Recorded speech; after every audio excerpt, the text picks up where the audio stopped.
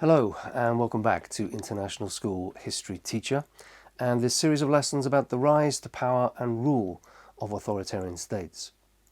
So far the focus has been on the authoritarian state exercising power, formal control through coercion and force, and informal control through persuasion, most typically propaganda. But what about when the authoritarian regime doesn't need to exercise power against the public, but rather is empowered by the public to act on their behalf? Now this is called government by consent and is the subject of this, the penultimate lesson.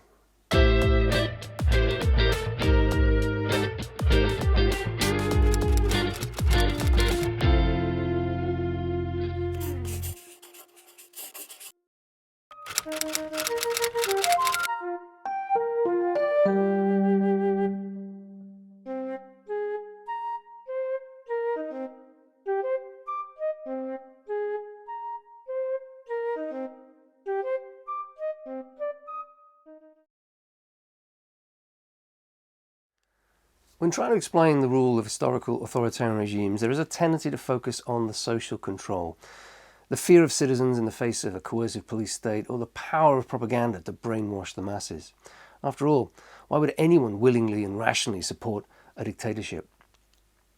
Well, people living in poverty might feel they'd be better off with an authoritarian regime that is able to force through needed economic reform, or there might be security incentives where people feel an authoritarian regime is best suited to guaranteeing peace and stability in a country that has experienced or might experience civil unrest.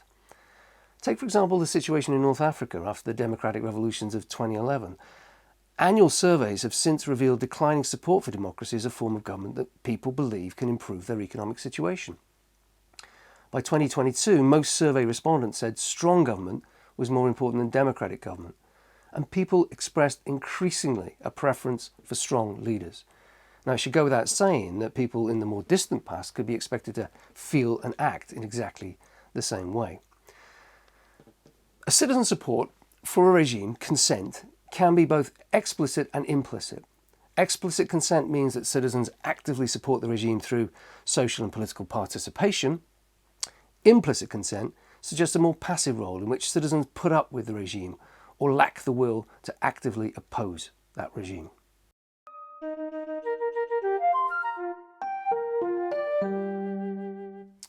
Explicit consent can be generated in four ways, and the first is through political engagement. Just as in democratic regimes, authoritarian states often use elections that allow citizens to choose between representatives with different political programs. As long as the votes being cast are for people whose ideas do not seriously threaten the status quo, then elections in general are fine. Referenda are particularly favoured by authoritarian regimes and help give a sense of legitimacy to that regime.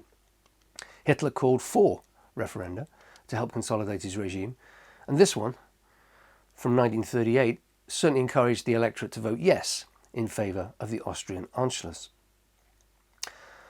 But it's also important to note that authoritarian states can often require greater civic activism and political participation than is commonly the case in liberal democracies. Good citizenship in more totalitarian regimes might be defined by membership of a democratically elected street committee tasked with improving the material conditions of residents in the neighbourhood. Whether the elected representatives are members of competing political parties is somewhat irrelevant to whether they do a good job or whether they're re-elected or not. Long-lasting authoritarian regimes also successfully generate explicit consent from those individuals who are co-opted into the state party or state power apparatus. By providing a significant number of citizens with positions of responsibility, the state creates a political and administrative class who have a vested interest in the survival of that regime. Now, this is particularly the case with communist regimes, with their enormous state bureaucratic class, or nomenklatura.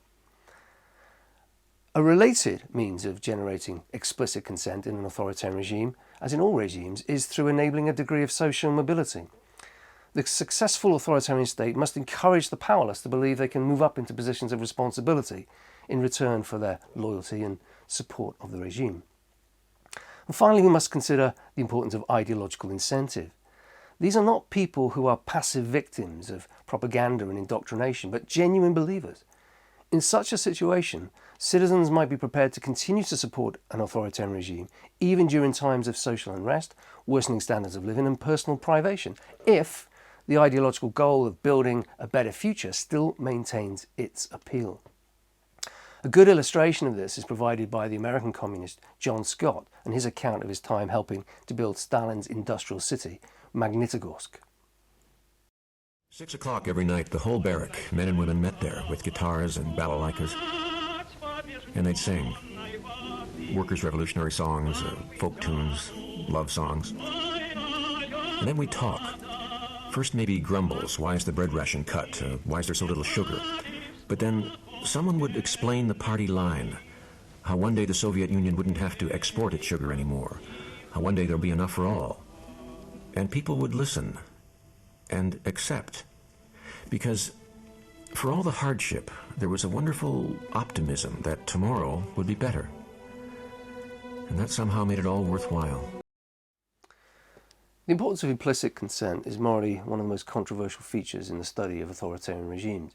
To what extent are citizens who do not actively oppose an authoritarian state responsible for the actions of that regime? It is rare that authoritarian regimes can depend on the active support of a majority for more than just a short period of time. Much more important is the passive apolitical indifference of the vast majority, who for whatever reason do not challenge the legitimacy of the regime.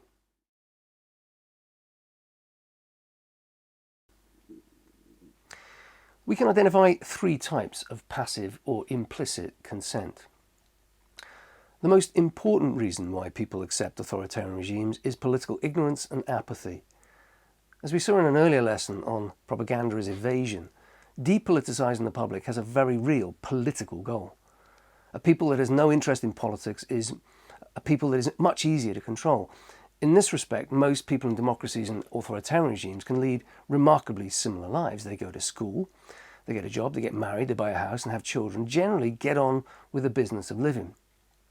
Political elites are them versus the ordinary us, and political power and decision-making lies elsewhere.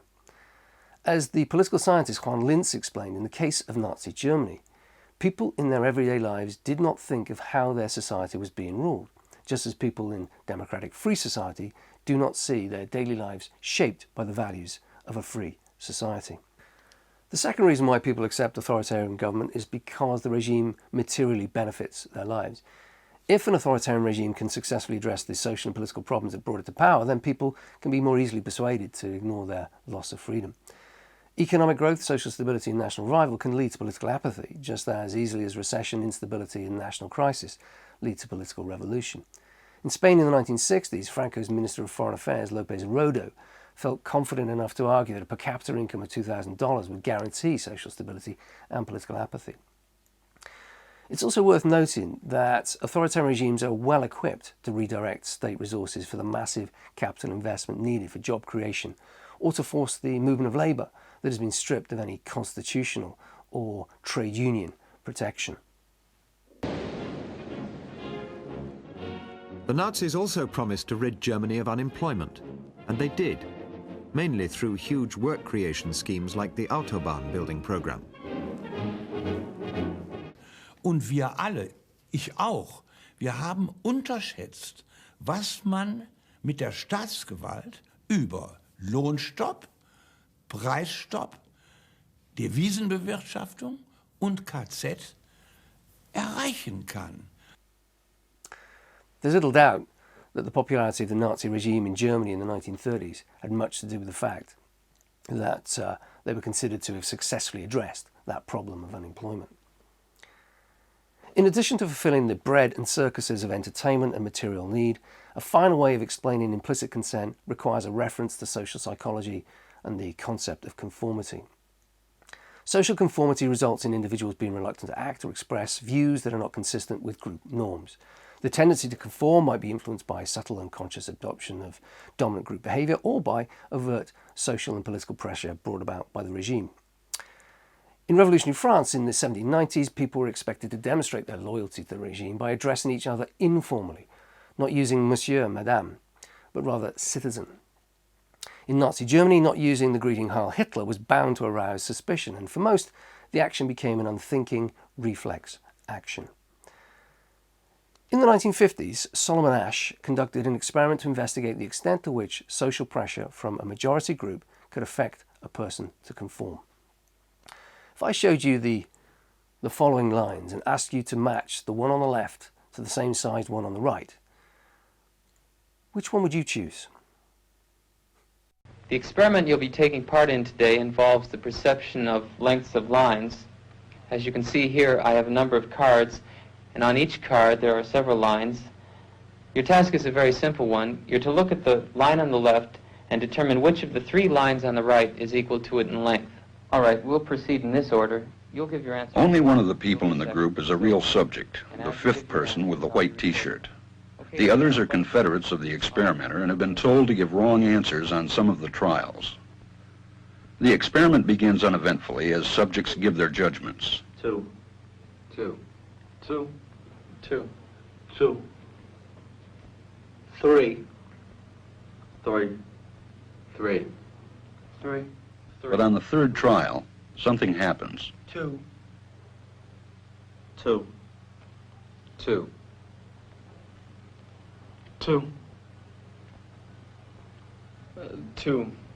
The subject denies the evidence of his own eyes and yields to group influence. Over the critical trials that were conducted, 12 of them, about 75% of participants conformed at least once to the incorrect majority view. In addition, the larger the group, the more common was the tendency to conform. And then the air vibrates as the dictator leads 100,000 in the Nazi salute.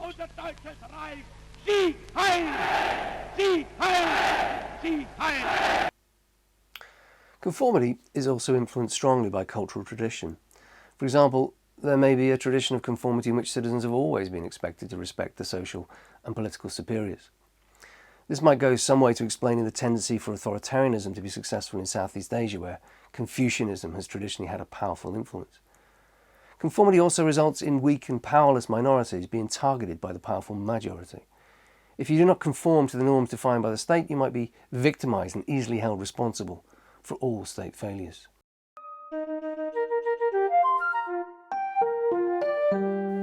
So in conclusion, as in all political systems, the consent of the governed is essential if that regime is to survive in the long term. The active, explicit consent of at least some of the governed can be achieved through engaging them politically, through co-opting them into positions of power, through creating social mobility, and by appealing to their ideological ambitions. But consent can also be provided indirectly, implicitly, by giving enough of the rest of the people reason to let the authoritarian state continue to rule. The old adage of bread and circuses explains how keeping the population well fed and entertained is central to consent. But also exploiting people's tendency to want to conform can be a useful mechanism when combined with social control through the media and education. In our final lesson in this series, we'll look more closely at the sorts of policies authoritarian states engage in as part of this process of manufacturing consent. More next time. Architecture